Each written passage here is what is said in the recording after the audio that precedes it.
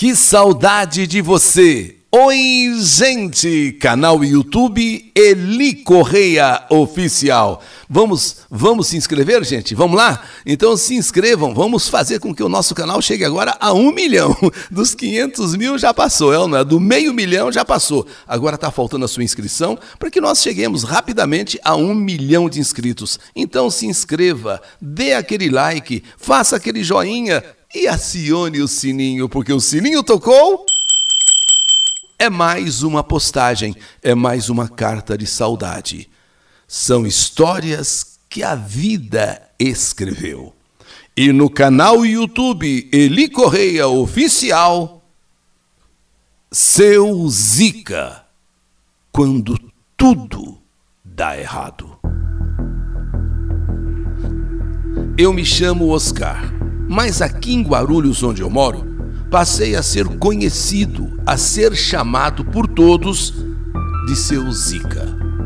Para falar bem a verdade, eu nunca fui supersticioso, nunca acreditei em sorte ou azar.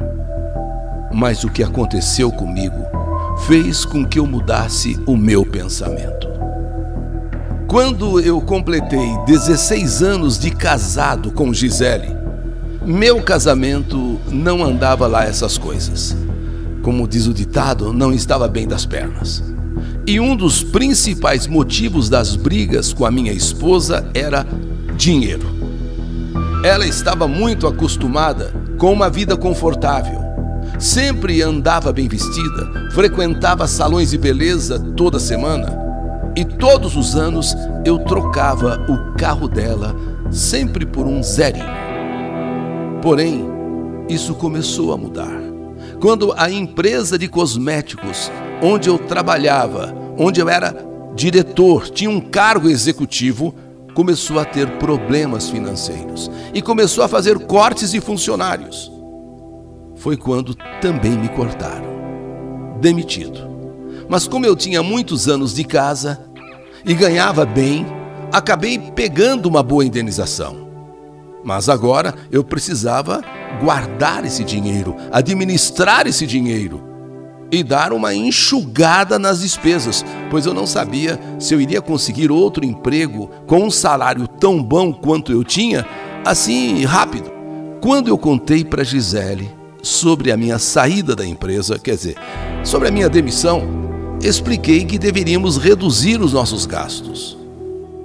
Mas, de verdade, eu estava falando dos gastos dela, porque eu nunca fui de gastar com besteiras, sabe? De gastar à toa.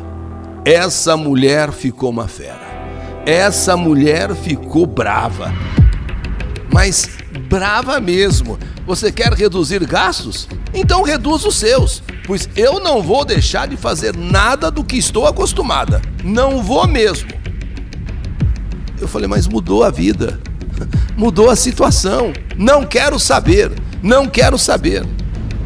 E depois dessa conversa, ou melhor, dessa discussão, tivemos uma briga feia. E nada fazia com que ela mudasse de ideia, ou ao menos entendesse o meu lado. Quer dizer, entendesse essa nova situação. Pode ser que daqui 3, 4, 5 meses eu estivesse bem colocado novamente e tal, mas por hora nós tínhamos que reduzir as despesas, enxugar as despesas e cuidar do dinheiro. No dia seguinte à minha demissão, eu já comecei a procurar por um novo trabalho, um novo emprego. E mesmo com muita experiência no ramo de cosméticos, estava difícil de achar alguma coisa, pois na época eu com 49 anos de idade e as empresas sempre querem pessoas mais jovens. Mesmo assim, eu não desistia. Todos os dias eu ia à luta. Só que estava muito complicado arrumar alguma coisa, pelo menos imediato. Enquanto isso, minha esposa só sabia gastar. Quer dizer, ela não, em nenhum momento ela entendeu a situação. Salões de beleza, roupas, calçados. E no final do mês chegavam as faturas e cartões de crédito e ela jogava em cima da mesa e dizia: ó, trata de pagar isso logo, porque eu não quero ficar com nenhum cartão bloqueado. Então trata de pagar isso dentro do prazo. Aquilo para mim, além de triste, era chocante como a mulher não entender a sua situação. Eu no maior sufoco, procurando emprego, e ela gastando assim, como se tudo tivesse às mil maravilhas, como se tudo estivesse como antes, sem dó e sem piedade. Só que para evitar mais brigas, eu acabava pagando tudo e sempre pedia para ela dar uma maneirada nos gastos, pois eu estava mexendo muito no meu dinheiro da indenização. Aliás, uma boa indenização. Mas tudo que vai tirando e não vai pondo nada no lugar, vai acabando.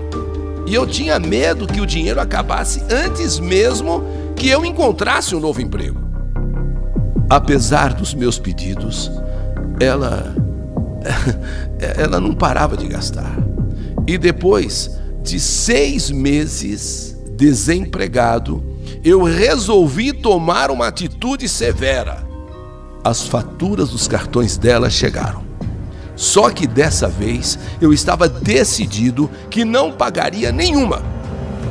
A briga que tivemos foi tão feia que por pouco não acabou em agressão física. Ela quebrou um monte de coisa dentro de casa. Eu nunca imaginei que a falta de dinheiro mexesse tanto com as pessoas. Ela fez um escândalo, me chamou de tudo quanto foi nome. Mas naquelas alturas do campeonato eu já nem ligava mais. Ou eu fazia aquilo, ou logo teríamos de vender a casa para não passar fome. A partir de então, Gisele passou a não dormir mais na mesma cama que eu.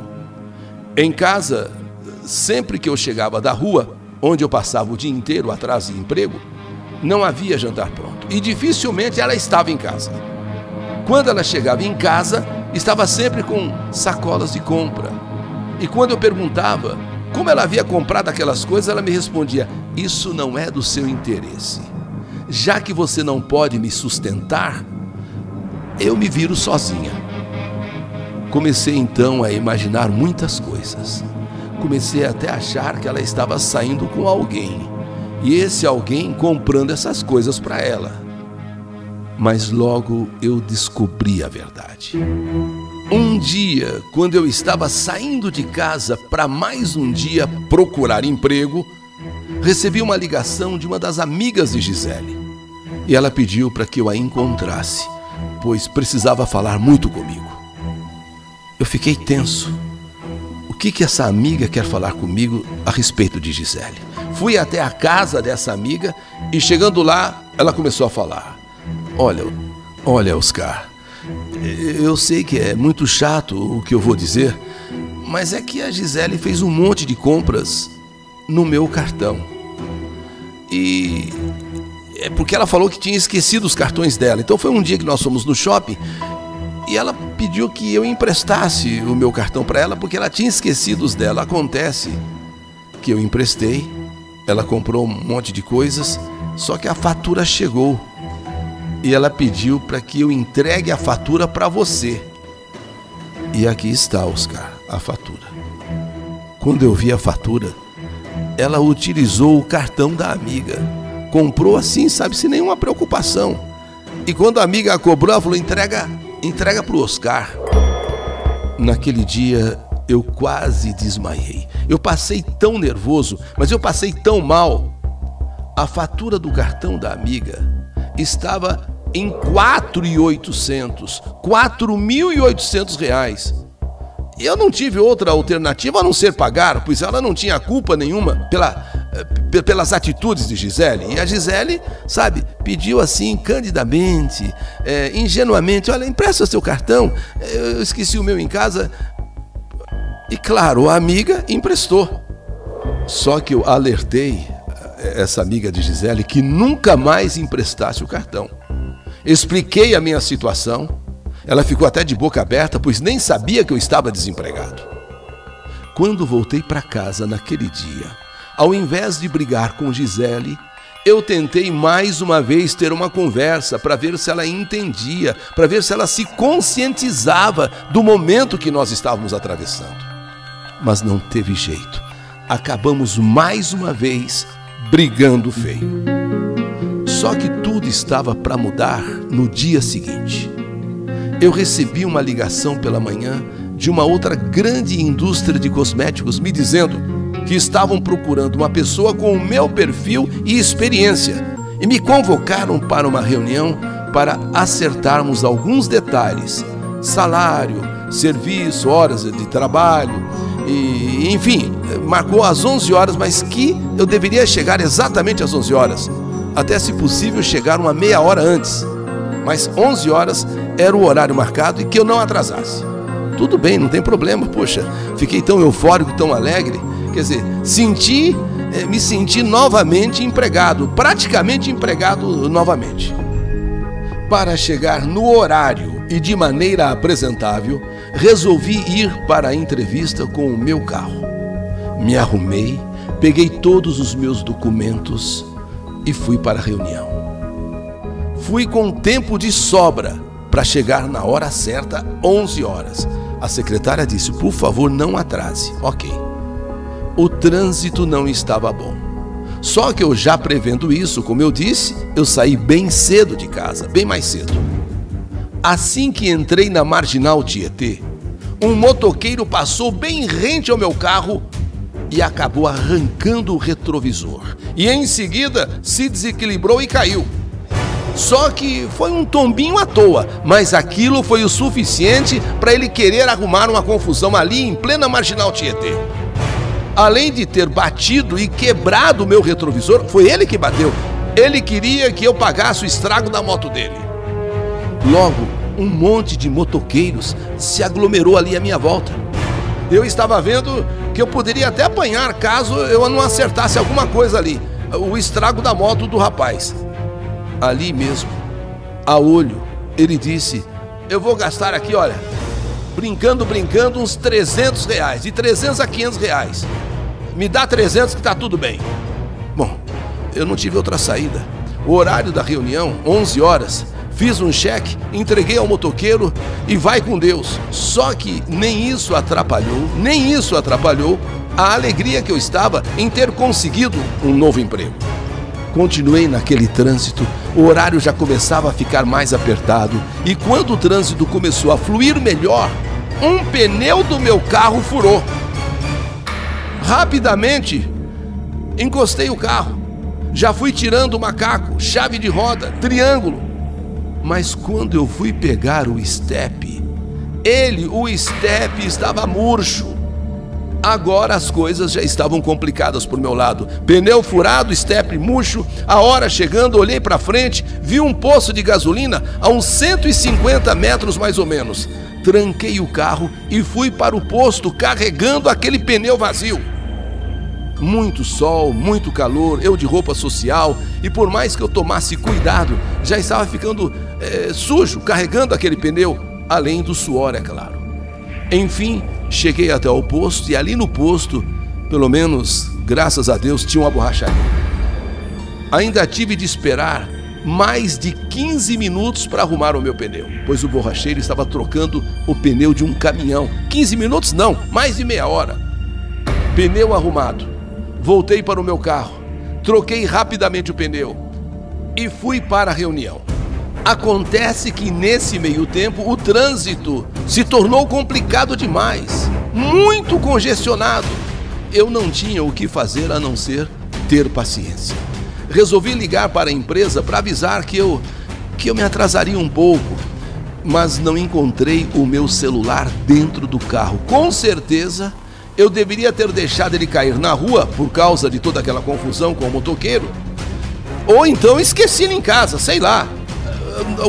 O celular não estava ali no carro. Meu Deus do céu. Consegui finalmente chegar à empresa 45 minutos depois do horário estipulado, 11 horas. Eu cheguei praticamente quase meio-dia. Minha aparência estava horrível. As minhas mãos sujas, camisa amassada, ainda suado. E foi aí que uma pessoa apareceu na recepção, me olhou de cima a embaixo e me disse: sinto muito, Sr. Oscar. A gente está precisando de uma pessoa responsável, que seja, acima de tudo, pontual e que tenha também boa aparência. O senhor nem foi contratado e já aparece aqui atrasado e assim com essa aparência. A reunião já foi cancelada. Eu tentei argumentar de todas as formas, tentei explicar o que havia acontecido, mas aquela pessoa simplesmente virou as costas e me deixou ali falando sozinho. Fui embora simplesmente arrasado. Aquilo tudo não poderia ter acontecido comigo. Mas agora não havia mais o que fazer. Fui para casa, não estava mais em condição nenhuma de procurar por emprego, pelo menos naquele dia. Mas o pior ainda estava por vir, pois eu sempre chegava em casa no final da tarde ou no comecinho da noite. Gisele, neste dia, não imaginava tudo o que estava acontecendo comigo e que eu pudesse aparecer naquele horário, logo depois do meio-dia, 1h, porque a reunião cancelada, perdi o meu emprego. O que eu fiz? Fui para casa. E foi no que eu abri a porta de casa que eu vejo minha mulher, apenas de calcinha, fazendo uma dança erótica para um homem que estava sentado no meu sofá e com uma taça de vinho na mão.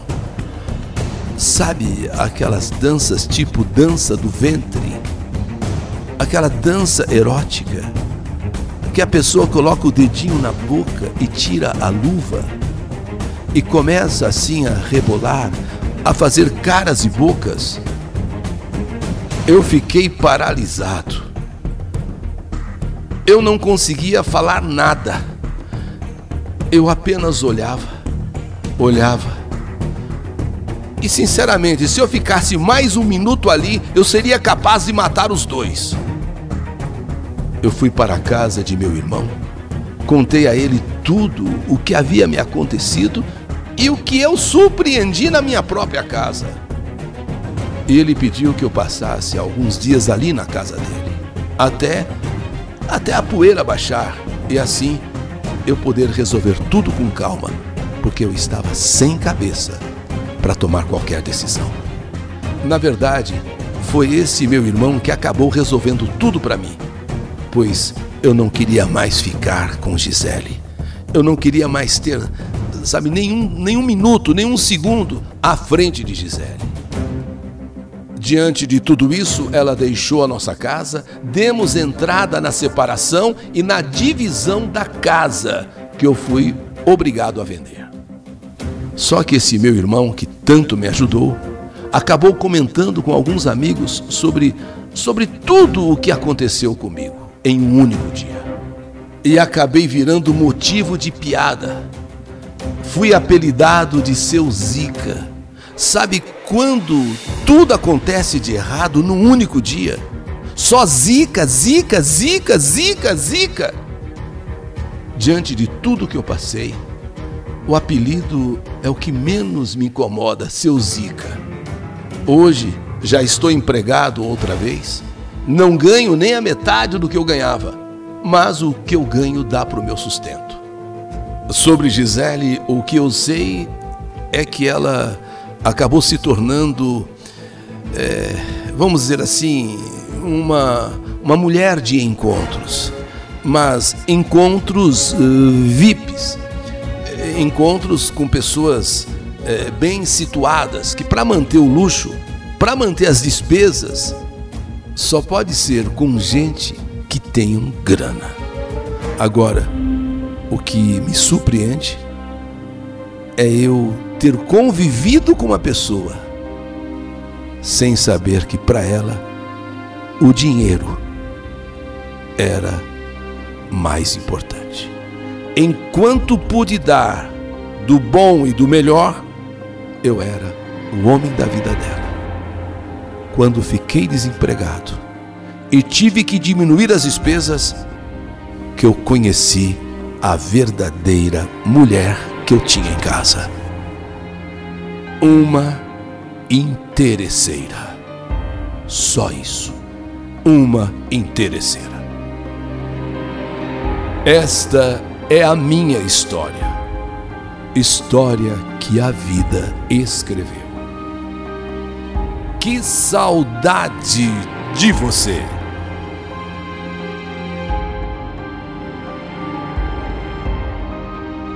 Seu Zika. Quando tudo dá errado. História do canal YouTube Eli Correia Oficial.